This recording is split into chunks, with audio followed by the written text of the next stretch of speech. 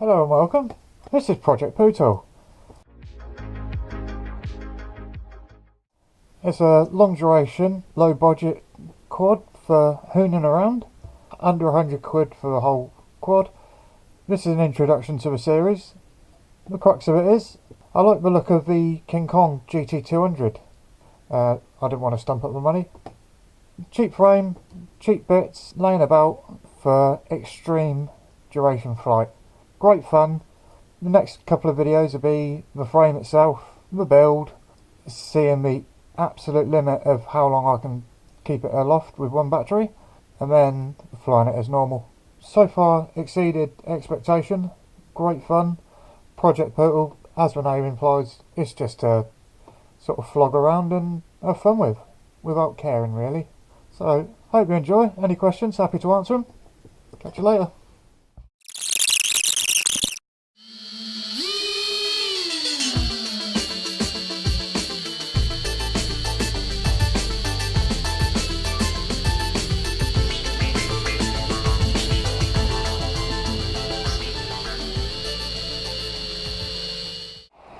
Here, Pootle. Hey!